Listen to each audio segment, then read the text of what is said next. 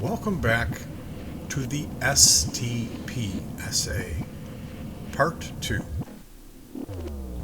Brought to you by the fine folks at the Men on the Border Facebook group.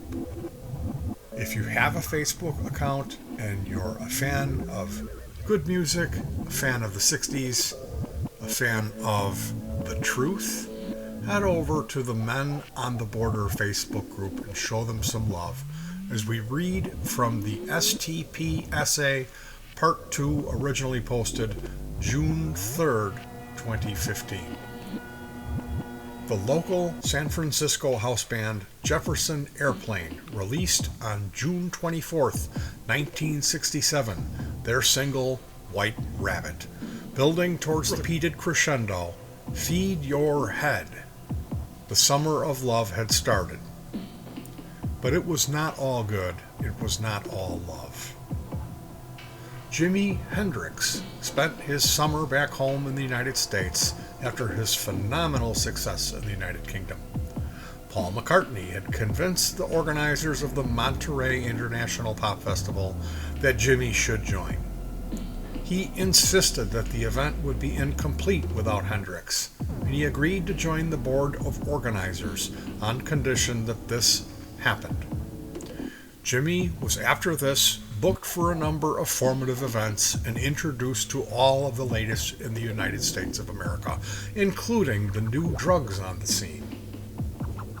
Jimi was so inspired that he just a few days later went into the studio to record The Stars That Play with Laughing Sam's Dice. The track features a group of people referred to as the Milky Way Express, which is said to include Frank Zappa. It was released as a single B-side, and it is known as STP with LSD. The Stars That Play with Laughing Sam's Dice. STP, or more correctly, DOM, was the game-changing hallucinogenic new drug on the block.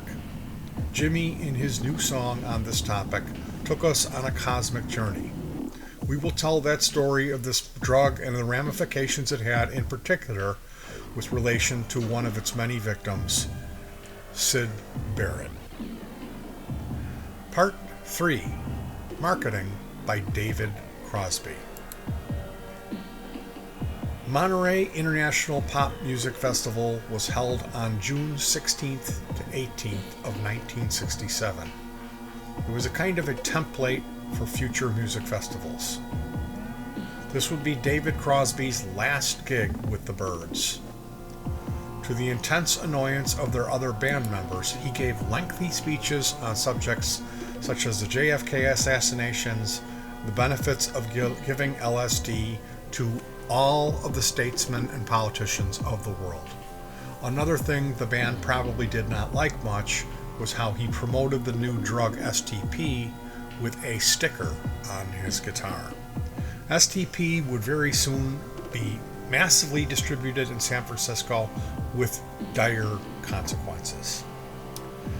Thank you for joining me. We'll be diving into part 4 momentarily.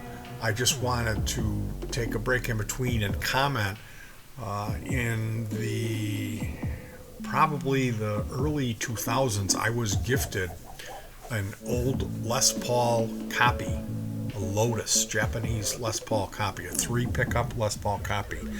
And that guitar was in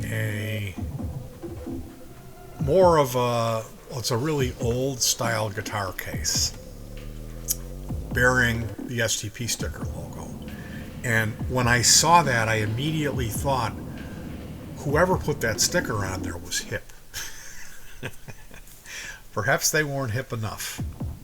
So please join me for part 4. Again, I have to give all thanks to the Men on the Border Facebook group.